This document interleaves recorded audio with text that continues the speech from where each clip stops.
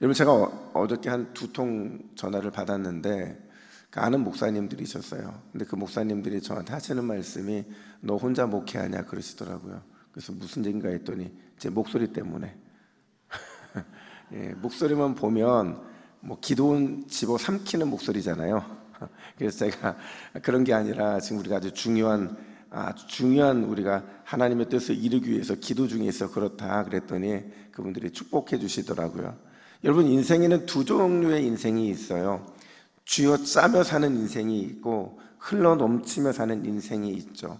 쥐어짜는 인생은요, 마치 여러분 경험해 보셨잖아요. 마른 행주에서 무엇인가를 쥐어짜서 그 물 한 방울 떨어뜨리기 위한 그런 인생이 쥐어짜는 인생인데, 보통 이런 사람들은요 자기의 힘으로만 살아가려고 합니다. 나의 인맥으로, 나의 노력으로, 나의 애씀으로. 근데 이게 안 돼요. 안 되니까 우리 안에 아무리 쥐어짜도 안 되니까 자꾸 불평과 원망을 하게 되는 거죠. 근데 여러분, 흘러 넘치는 인생 한번 보세요. 내면에 하나님의 풍성함이 있습니다. 아주 작은 것, 아니 좀 더 커도 내 안에 풍성한 것이 있으면 그냥 용납이 되는 거예요. 그냥 내 안에 있는 이 하나님의 풍성함이 나를 평안과 기쁨을 잃지 않게 만들고, 어떤 상황에서든지 하나님만 믿고 의지하기 때문에 그 은혜가 흘러넘치는 삶을 살 수밖에 없는 거죠. 여러분, 오늘 이 새벽에 여러분들은 과연 어떤 인생의 사람들이십니까? 어떤 인생이든 상관없이 여러분, 오늘 우리가 은혜 받으면, 우리 안에 은혜로 충만하면 쥐어짜는 인생이 아니라 흘러넘치는 복된 인생이 될 줄로 믿습니다. 여러분, 오늘 본문의 바울은요 그 이전과 그 이후가 완전히 다른 삶을 살았던 사람이죠. 바울의 이전의 모습을 한번 생각해 보세요. 기독교 역사에 처음 등장하는 바울의 모습을 사도행전 8장 3절은 이렇게 묘사를 하는데, 우리 한번 같이 읽을까요? 시작. 사울이 교회를 진멸할새 각 집에 들어가 남녀를 끌어다가 옥에 넘기니라. 여러분, 사울의 인생은요 이 혈기왕성한 박해자의 모습이었어요. 교회와 성도를 핍박하면서도 그게 늘 자기의 최선의 열심이라고 생각했던 사람이죠. 이게 이전 바울의 모습이에요. 그랬던 그가 완전히 다른 인생을 살게 되는데, 그때의 그 기점이 언제냐? 다메섹 도상에서 누구를 만나요? 예수님을 만나게 되죠. 예수님이 그를 찾아가 만나주시고 그를 구원의 은혜로 초청하시고 그를 통해 얼마나 놀라운 일을 일으키실지에 대해서 이렇게 말씀하시는데, 사도행전 9장 15절 말씀도 같이 읽습니다. 시작. 이 사람은 내 이름을 이방인과 임금들과 이스라엘 자손에게 전하기 위하여 택한 나의 그릇이라. 아멘. 여러분, 택한 나의 그릇이라, 얼마나 위대하고 얼마나 대단한 주님의 계획이고 축복입니까? 오늘 이 자리에 나오신 모든 분들, 주님으로부터 나의 택한 그릇이다라는 칭찬 받으시기를 주님의 이름으로 축복합니다. 여러분, 하나님께 인정받아야 그래 우리는 진짜 인정을 받는 겁니다. 그런데 바울은요 그의 변화, 이 변화를 말로만의 변화로 만들지 않았어요. 자기의 기분에 따라서 좋을 때는 이런 변화를 일으키고 기분이 좀 나쁠 때는 변화와 상관없이 살고, 그런 사람이 아니라 구체적이면서도 증명 가능한 그런 변화를 살았다는 거죠. 과연 예수를 만난 이후 그는 어떤 변화의 사람이었을까? 첫 번째로요, 한번 따라 합시다. 불완전한 높아짐보다 완전한 낮아짐을 추구합시다. 여러분, 우리가 잘 아는 것처럼 바울은요 예수님을 만나기 전 자기의 높임을 추구하는 그런 인생이었어요. 그러면서 어떤 인생을 살았다고 고백을 하느냐? 사도행전 22장 2절 보니까 나는 길리기아의 다소에서 태어난 유대인이래요. 그러니까 로마 시민권을 가지고 있는 유대인이라는 거죠. 예루살렘에서 교육을 받았고 최고의 랍비 가말리엘의 엄격한 지도 아래서 율법과 전통을 배웠다고 말을 합니다. 그러면서 항상 자신의 삶에는 뭐가 넘쳤다고 말하느냐? 열정이 넘쳤다고 말해요. 그게 하나님의 편에 있는 것이라고 자기는 생각했다는 거죠. 나중에 그가 고백하기를 이 모든 걸 뭐라고 한 단어로 요약합니까?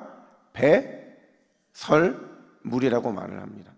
그러니까 예수님을 만나기 전 그가 추구했던 높임은요, 그때 자기가 볼 때는 다 완전한 것 같았어요. 이것만 얻으면 다 얻는 것 같이 생각을 했다는 거죠. 근데 나중에 보니까 그 모든 게 불완전한 높임이더라는 거죠. 이 땅에서만 유효한 로마의 시민권을 그것 때문에 자랑했고, 당시 최고라고 여겨졌던 가말리의 학파, 이것도 이 땅에서만 유효한 거였거든요. 이 모든 불완전한 높임을 자기가 바라보며 살았다고 말을 합니다. 그랬던 그가 오늘 본문 8절에서 뭐라고 고백을 하느냐, 이렇게 고백합니다. 우리 화면 보시고 같이 읽습니다. 시작. 맨 나중에 만삭되지 못하여 난 자 같은 내게도 보이셨느니라. 아멘. 무슨 말이에요? 과거 세상의 불완전한 모습을 따라서 불완전한 높임을 따라 살았던 내가 보니까 불완전한 사람이고 모자라도 한참 모자란 사람이었다는 고백을 하고 있는 거죠. 심지어 바울은 오늘 한 번만 그 말을 하는 것이 아니라 계속해서 비슷한 고백을 하는데, 사역의 초기에도 이런 말을 하고 사역의 마지막에도 그런 얘기를 합니다. 에베소 3장 8절 상반절을 보면 이렇게 말하죠. 모든 성도 중에 지극히 작은 자보다 누가 더 작대요? 내가 더 작다고 말을 하는 거죠.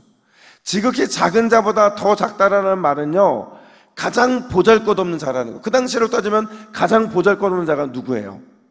노예죠. 종이죠.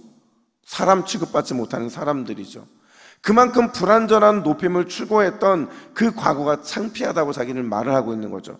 그리고는 주님의 부름을 받기 얼마 전에 디모데전서 1장 15절 하반절에서 그가 이렇게 말합니다. 우리 이 말씀을 두 번 같이 읽습니다. 시작.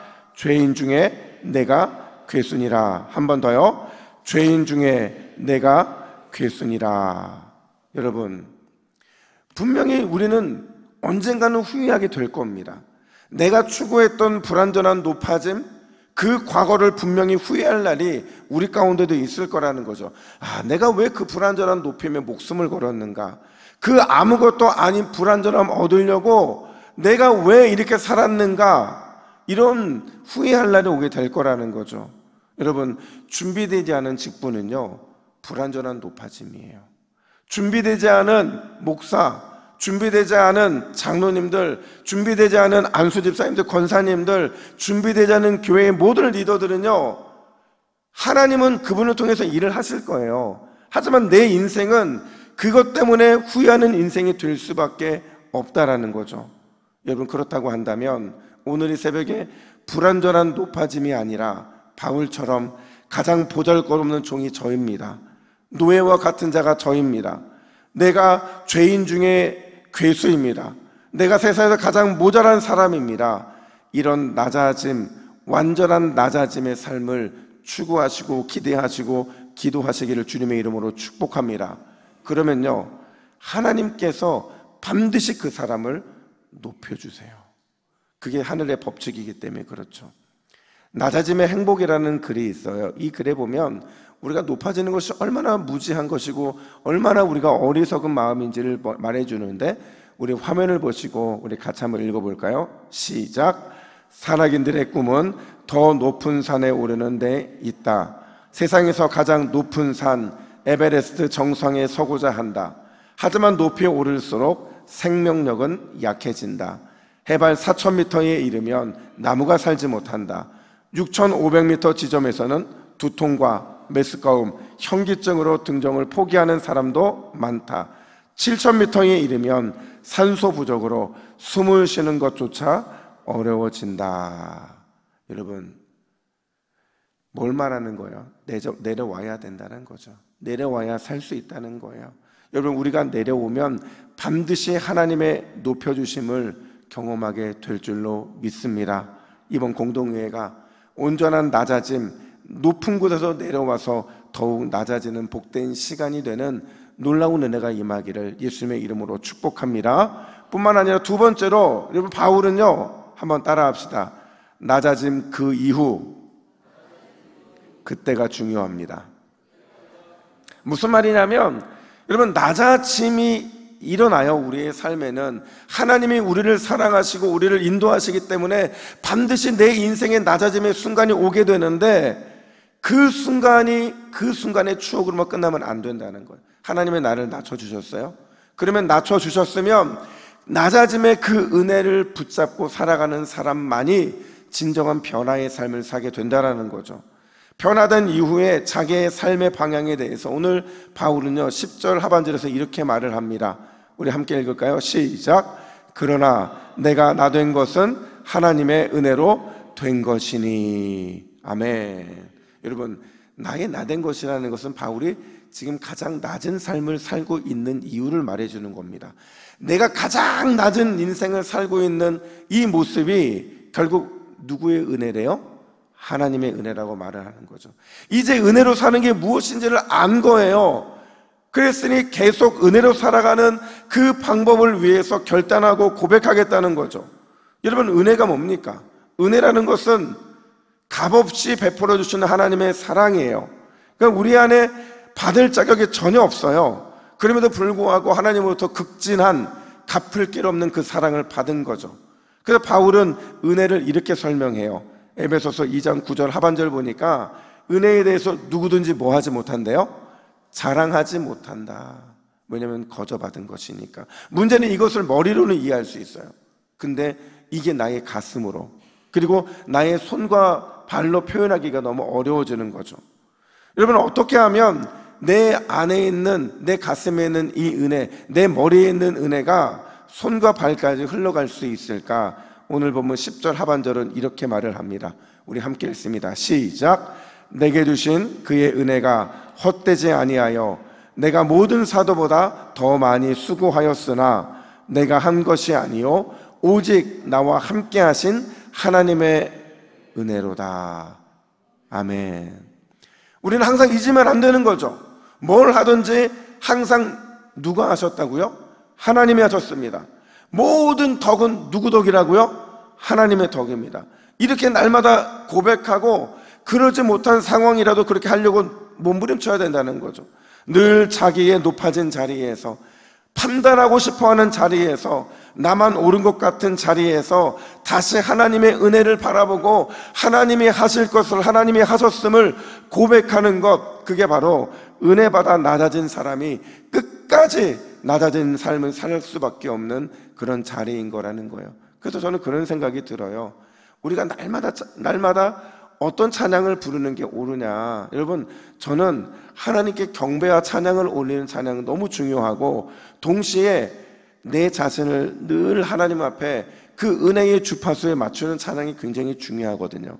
특별히 주님 다시 오실 때까지라는 찬양에 보면 우리가 끝까지 어떻게 후회하지 않고 실수하지 않고 존경과 사랑받는 인생이 될 수 있는지를 이렇게 표현합니다. 주님 다시 오실 때까지 나는 이 길을 가리라. 좁은 문 좁은 길 나의 십자가 지고 나의 가는 이 길 끝에서 나는 주님을 보리라. 영광의 내 주님 나를 맞아 주시리. 주님 다시 오실 때까지 나는 일어나 달려가리라. 주의 영광 온 땅 덮을 때 나는 일어나 노래하리. 내 사모하는 주님 온 세상 구주시라. 내 사모하는 주님 영광의 왕이시라. 여러분, 우리는 좁은 길을 가라고, 좁은 문으로 가라고, 십자가를 지고 가라고 부름받은 하나님의 자녀들인 줄로 믿습니다. 이 시간 다시 한번 이 찬양을 주님 앞에 올려드리면서, 하나님, 제가 영광의 길을 가야 될 주님 앞에서 내가 내 영광의 길을 가려고 하고 있습니다.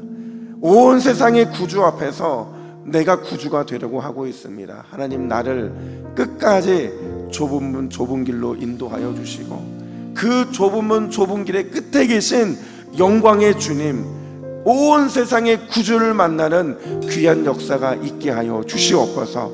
우리 이런 마음을 가지고 두 손 높이 들고 함께 찬양 올려드리겠습니다.